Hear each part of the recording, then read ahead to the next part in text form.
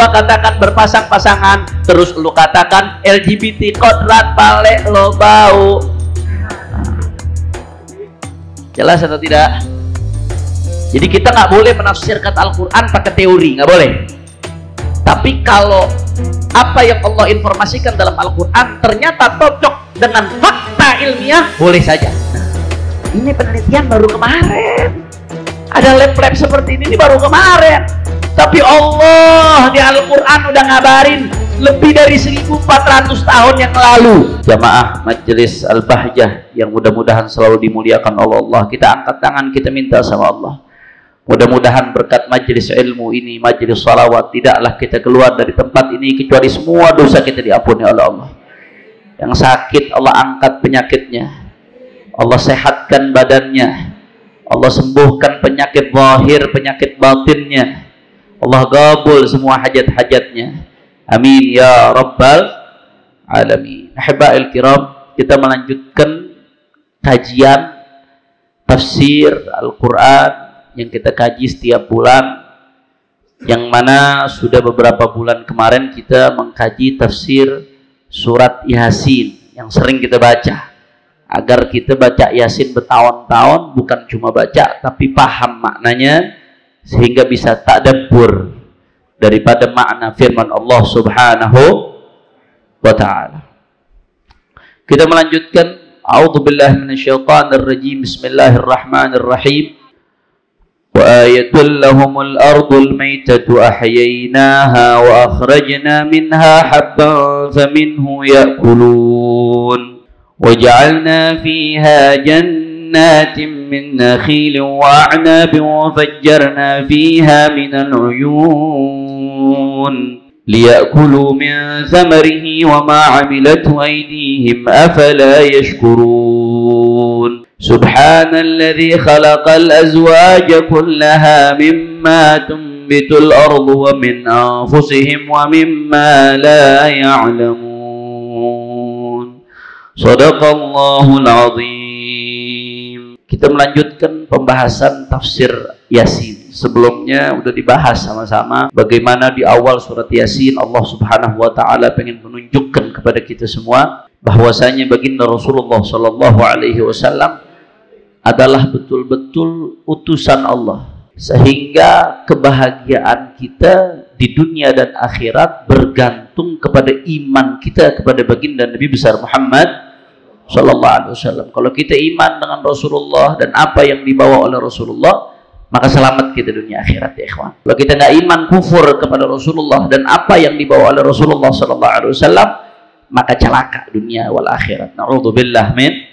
Kemudian selanjutnya Allah jelaskan bagaimana ada hamba-hamba Allah yang memang Allah udah tutup, udah dikasih tanda-tanda kebesaran Allah, tetap nggak mau beriman. Kemudian Allah Ta'ala melanjutkan lagi di surat Yasin ini dengan kisah Ashabul Qaryah Al-Antaqiyah yang kita udah bahas panjang lebar. Ada 3 nabi diutus, Shadiq, Masduq, Syam'un, diutus dan seterusnya dan seterusnya, tapi tetap didustakan oleh kaumnya, padahal Allah Ta'ala sudah menunjukkan kebesarannya melalui tangan-tangan mereka. Tetap mereka dusta. Akhirnya kaum yang dusta ini diadab oleh Allah Subhanahu wa ta'ala hanya dengan satu sayhah, satu tiupan saja Allah Ta'ala sebutkan, habis mereka semua binasa. Allah nggak perlu nurunin pasukan dari langit, nggak perlu.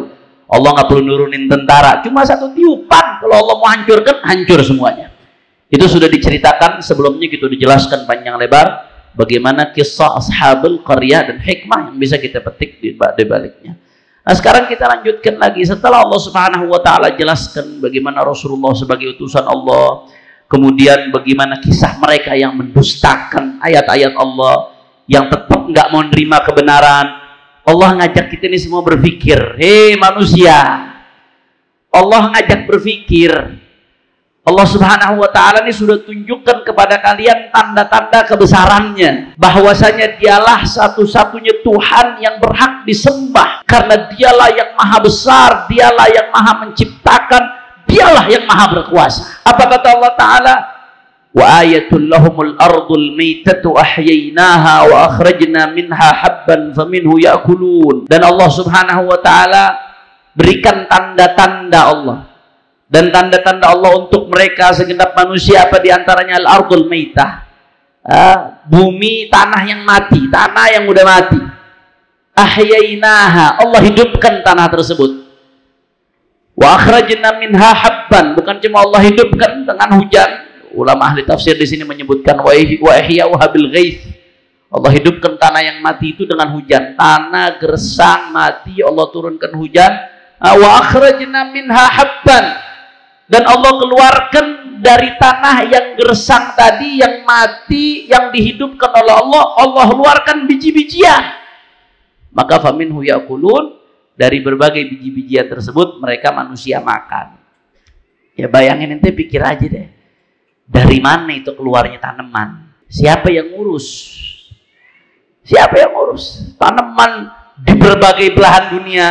Di dunia ini yang sudah kejamah sama manusia sama yang belum terjamah manusia, yang belum terjamah jauh lebih banyak. Yang belum disentuh tangan manusia lebih banyak.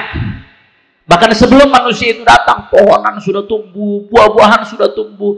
Siapa yang ngurus? Siapa yang numbuhkan ini semua? Ente nggak mikir ente bahwasanya di sana ada zat yang menciptakan itu semua, yang maha kuasa. Dunia yang segini besarnya bumi, tapi semuanya bisa ditunggu, semuanya bisa ditangani. Tidak lain dan tidak bukan, zat yang maha besar itu adalah Allah Subhanahu wa Ta'ala. Disuruh mikir kita sama Allah Ta'ala. Nah, kemudian nggak sampai di situ. Wa ja'alna fiha jannatin min nakhili wa a'nabi wa fajjarna fiha min al-uyun. Kata Allah, dan kami jadikan fiha, di atas al-ardul maitah itu tadi, di atas bumi yang mati tadi, yang gersang, kemudian ditumbuhkan tumbuh-tumbuhan. Allah turunkan hujan sehingga tumbuh yang namanya rumput, yang namanya pohon, segala macam tumbuh. Nggak sampai situ. Wa ja'alna fiha jannatin, dan Allah jadikan di atas bumi itu jannatin. Jannatin di sini artinya bukan sorga. Jannatin di sini artinya basatin, kebun-kebun yang indah. Min nakhilin, kebun korma, wa anabin, kebun anggur.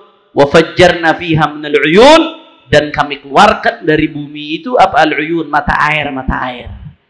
Nah kita sekarang mikir aja, yang namanya air itu ngalirnya dari atas ke bawah apa dari bawah ke atas? Atas ke bawah. Nah tapi ada mata air yang alami, yang murni, airnya dari bawah tuh, tanpa pompa. Ente coba aja kalau ente mau kerjain, ente bikin kamar mandi di atas, nggak usah dikasih pompa, air biarin di bawah, kira-kira bisa naik apa ke atas tuh? Sampai gigi bejenggot nggak bakal naik tuh air. Mesti dinaikin yang namanya air itu, nggak bisa. Harus pakai pompa disedot. Bagaimana caranya biar naik dari bawah ke atas? Karena karakter air itu ngalirnya dari yang lebih tinggi ke yang lebih rendah. Tapi Allah Ta'ala mengatakan wa fajjarna fiha minal uyun. Allah jadikan ada mata air di atas bumi. Itu keluar dari mata air yang jernih, yang seger. Padahal nggak ada pompa di situ. Nggak ada yang pernah nyedot tuh air dari bawah ke atas. Tapi ada mata air yang alami. Airnya ngalir dari bawah ke atas, keluar ke mata air. Ikhwan. Siapa yang ngerjain itu semua? Jawab dong kompak. Siapa yang ngerjain itu semua? Kurang keras, ciptaan siapa? Siapa yang maha kuasa? Siapa yang maha besar? Siapa yang maha kuat? Allah nyuruh kita mikir dong, kamu manusia, mikir. Makanya saya pernah ceritain di sini apa kisah Imam Abi Hanifah. Saya pernah ceritakan sedikit, saya ulang sedikit. Imam Abu Hanifah, manusia ini kadang-kadang ateis, nggak percaya dengan keberadaan Tuhan. Nah, dia pikir semuanya ini alami saja, mengalir begitu saja, tanpa ada peran Tuhan di baliknya. Ada kisah Imam Abu Hanifah, Anda pernah ceritakan, mungkin sebagian lupa, ini kisah penting sekali. Imam Abu Hanifah pernah berdebat sama orang ateis.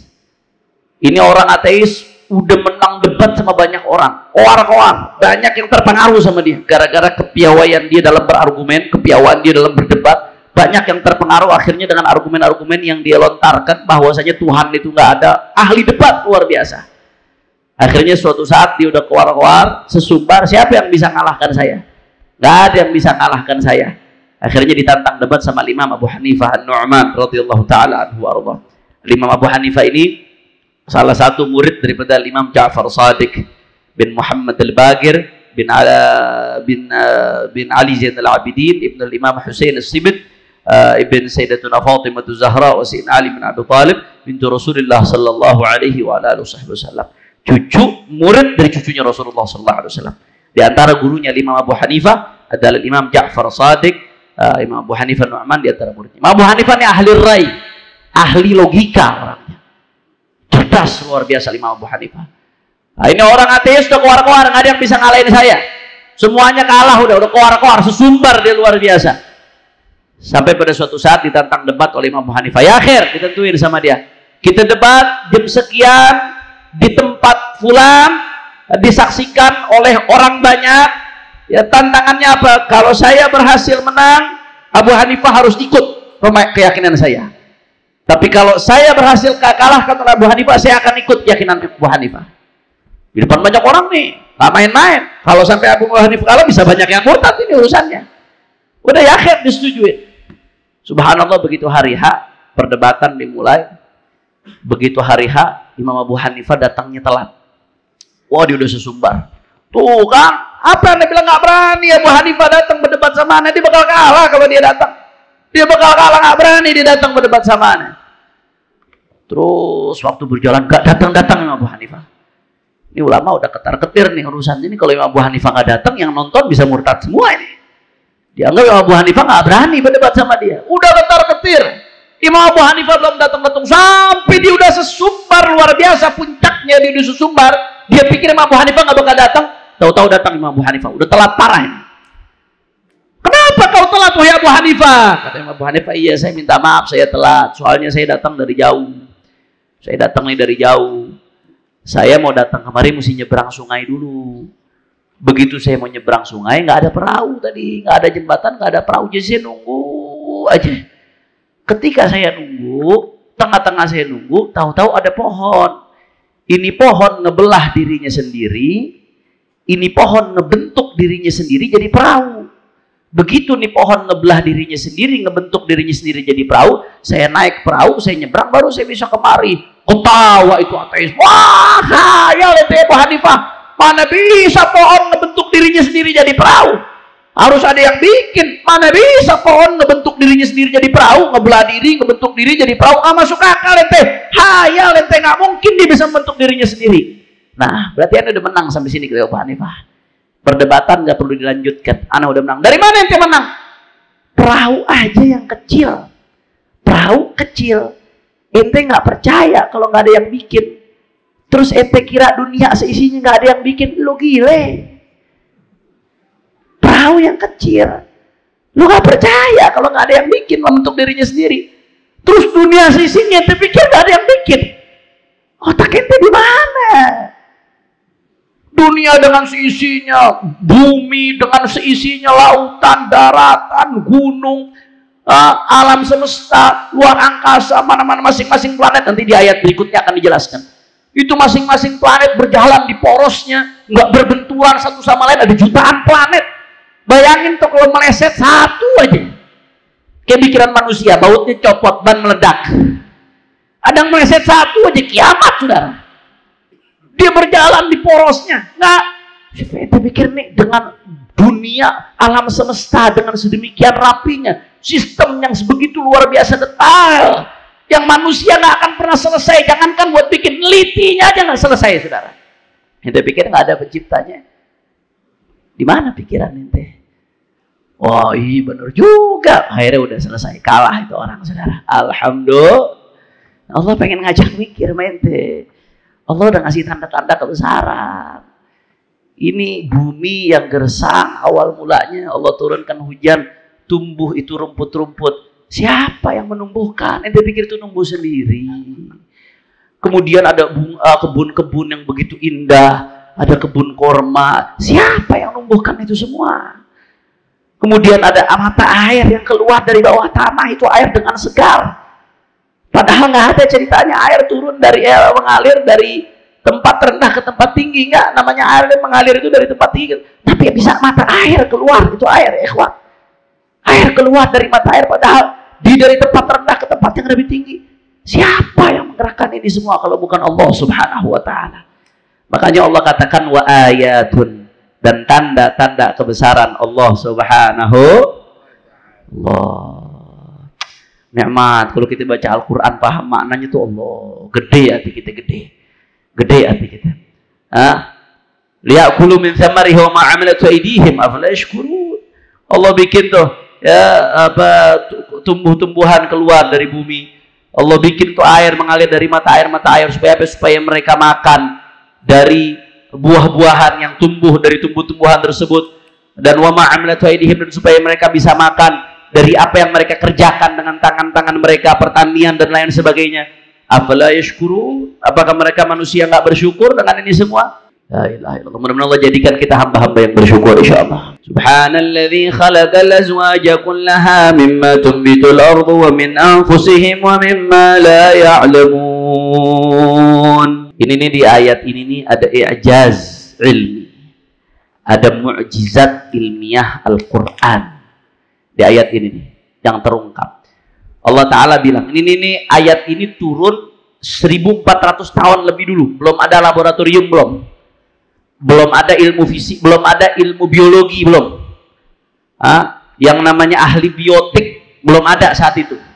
Ahli tanam-tanaman, ahli tumbuh-tumbuhan belum ada. Ini ayat turun 1400 tahun lebih yang lalu. Ketika Rasulullah SAW masih hidup, ya ikhwan. Tapi Allah udah ngasih tahu dalam Al-Quran. Subhanalladzi khalaqal azwaja kullaha. Maha suci Allah yang menciptakan semuanya berpasang-pasangan azwaj. Ada jantan, ada betina. Dari apa? Mimmatun bitul ardu. Dari apa-apa yang ditumbuhkan oleh bumi. Tunbitul ardu, yang ditumbuhkan oleh bumi. Allah ciptakan itu semuanya berpasang-pasangan. Kita kalau ngelihat sekilas mata nih, sekilas mata kita lihat, kelihatan nggak tanaman mana yang laki, mana yang perempuan? Nggak kelihatan. Ente pakai insto 1000 kali lagi, nggak bakal kelihatan tuh tanaman mana yang laki, mana yang perempuan. Tapi Allah bilang nih, Maha suci Allah yang menciptakan semuanya berpasang-pasangan, ada betina, ada jantan. Mimmatun bitul ardu, dari apa-apa yang dikeluarkan oleh bumi berpasang-pasangan. Ini aneh-aneh bukan ahli biologi, tapi penelitian para ahli biotik ya mengatakan bahwasanya para ahli, mohon maaf, bukan para ahli botani, para ahli botani, ahli tanam-tanaman mengatakan bahwasanya ini hasil penelitian sains. Jadi kita nggak boleh menafsirkan Al-Quran pakai teori, nggak boleh. Tapi kalau apa yang Allah informasikan dalam Al-Quran ternyata cocok dengan fakta ilmiah, boleh saja. Itu merupakan i'jaz ilmi. Nggak boleh nafsirkan Al-Quran pakai teori ilmiah, karena teori ilmiah itu bisa benar, bisa salah. Kadang-kadang mohon maaf, ada tafsir-tafsir yang memang berlebihan, dikritik keras oleh para ulama. Seperti tafsir Jauhar Tontowi. Itu segala macam teori ilmiah dimasukkan di situ. Jauhar. Itu segala macam teori ilmiah dimasukkan di situ. Rumus-rumus fisika, rumus biologi, rumus segala macam dikait-kaitkan dengan ayat. Itu dikritik keras oleh ulama. Sampai dikatakan fihi kulla syai' illa tafsir. Itu tafsir isinya segala macam ada, kecuali tafsir yang nggak ada di dalamnya. Yaitu kitab bukan tafsir Al-Quran, segala macam ada. Kitab matematika iya, kitab fisika iya, kitab biologi iya. Nah, nggak boleh ulama mengatakan menafsirkan ayat Al-Quran dengan teori ilmiah, nggak boleh. Karena teori bisa saja berubah. Teori kalau dibuktikan ketidakbenarannya dengan teori lain, batal itu teori ya ikhwan. Tapi memahami ayat, tadabbur makna ayat dengan fakta ilmiah boleh, saudara. Jelas atau tidak? Paham? Nah, di antara fakta ilmiah apa yang disebutkan? Ya, setiap tanaman itu memiliki jenis kelamin jantan dan betina. Tanaman itu punya jenis kelamin jantan sama betina. Setiap tanaman punya jenis kelamin. Cuman kitanya kagak ngeliat. Ahli-ahli kan pada neliti, pakai mikroskop, pada segala macam. Bertahun-tahun ada yang mendedikasikan hidupnya buat penelitian. Kita nggak kelihatan, tapi para ahli botani mengatakan fakta yang mereka temukan, fakta ilmiah, setiap jenis tanaman punya jenis kelamin. Makanya salah satunya apa? Salah satunya ya namanya bunga. Bunga itu punya organ betina, putik. Organ betina yang disebut putik. Dan organ jantan yang disebut benang sari. Ini pelajaran biologi nih. Yang sekolahnya kagak madol, insya Allah paham ini. Anak robrong, anak suka madol. Tahu dari mana? Pengalaman pribadi. Bunga memiliki organ betina namanya putik, sama organ jantan namanya benang sari. Setelah serbuk sari jatuh pada putik bunga, maka peristiwa penyerbukan terjadi. Pada akhirnya membentuk buah. Subhanallah. Berarti ada jantan, ada betina. Jadi bukan cuma manusia aja yang mesti jantan, betina ketemu. Jantan, betina ketemu melakukan persetubuhan, yang namanya mani ketemu sama sel telur jadi anak. Nggak cuma manusia aja. Buah-buahan begitu tuh. Bunga yang satu ada petik, yang satu ada benang sari, serbuk sari jatuh pada putik bunga, maka peristiwa penyerbukan terjadi, pada akhirnya membentuk buah. Masya Allah, la ilaha illallah. Ada juga spesies tertentu, kata ahli-ahli botani ini, dapat dihasilkan tanpa proses fertilisasi dari itu buah-buahan. Misalnya pisang, nanas, ara, jeruk, anggur, itu nggak pakai tuh begitu tuh, nggak pakai proses tadi. Tapi meskipun demikian, kata ahli botani, mereka tetap punya karakteristik seksual. Ada yang betina, ada yang jantan. Jadi nggak semua pohon prosesnya kayak tadi tuh, petik sama benang sari, enggak. Ada pohon-pohon yang nggak pakai begitu yang tadi saya sebutkan, tapi tetap begitu diteliti, ada jantannya, ada betina. Ini penelitian baru kemarin. Ada lab-lab seperti ini baru kemarin. Tapi Allah di Al-Quran udah ngabarin lebih dari 1400 tahun yang lalu, sebelum manusia kenal biologi, sebelum manusia kenal yang namanya laboratorium, sebelum ada ahli botani, sebelum ada yang meneliti satu persatu, Allah Subhanahu wa ta'ala sudah ungkapkan ini dalam Al-Quran. Alhamdulillah. Kira-kira jelas atau tidak? Subhanalladzi khalaqal azwaja kullaha mimma tumbitul ardu wa min anfusihim. Maha suci Allah yang telah menciptakan manusia berpasang-pasangan dari apa yang ditumbuhkan oleh bumi, wa min anfusihim, dan dari diri mereka. Manusia berpasang-pasangan, laki sama perempuan. Makanya ada yang mengatakan LGBT itu kodrat Tuhan, palilobo menyan. Kalau orang yang ngomong begitu tuh, dia baca Yasin, berarti baca Yasinnya kagak ngerti, saudara. Allah bilang, wa min anfusihim, dan dari manusia, azwajan, pasang-pasangan, laki sama perempuan. Tanaman aja jantan betina, binatang jantan sama betina. Lah ini ada manusia, jeruk sama jeruk, ya. Udah gitu dibilang kodrat lagi, saudara. Innalillahi, penyakit, bukan kodrat, penyakit. Makanya saya pernah, ada satu dai cerita sama saya, ada satu orang datang ke dia, Habib, saya ini mantan LGBT, Beb. Ada satu dai didatangi satu mantan LGBT. Habib, saya mantan LGBT, Beb. Saya dulu penyuka sesama jenis, Habib, laki sama laki, katanya. Dia orang laki. Terus katanya, iya, Beb, saya akhirnya capek dengan ketidaknormalan saya, kata orang tersebut. Capek dengan ketidaknormalan saya cari solusi seperti apa. Akhirnya saya direhabilitasi di satu pesantren di salah satu daerah di Jawa Barat. Direhabilitasi, disembuhin, disuruh zikir, disuruh ingat Allah Ta'ala, disuruh tahajud, disuruh tobat, direhab, saudara. Jadi cara rehabnya kembali kepada Allah. Bukan nanti begitu demen laki, cara rehabnya demen lihat porno, ngaco, akhirnya tambah rusak ya. Lu demen laki lu, gimana caranya supaya gak demen laki? Lihat porno, supaya demen perempuan, paling lu bawa menyang. Tambah sakit, gak ada. Nyembuhin maksiat dengan maksiat, gak ada. Gak ada nyembuhin maksiat dengan maksiat, itu kesesatan berpikir. Kalau orang mengatakan nyembuhin maksiat dengan maksiat.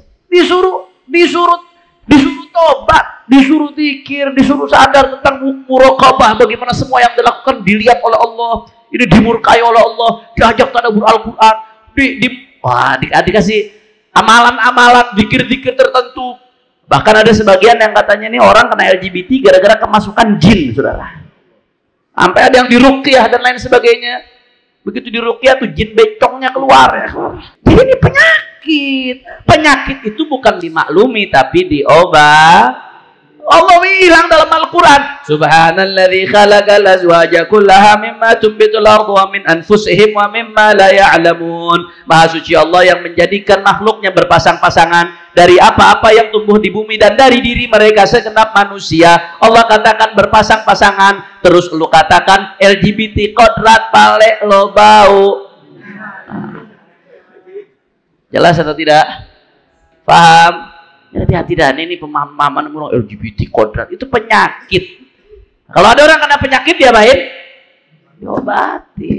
Jelas atau tidak?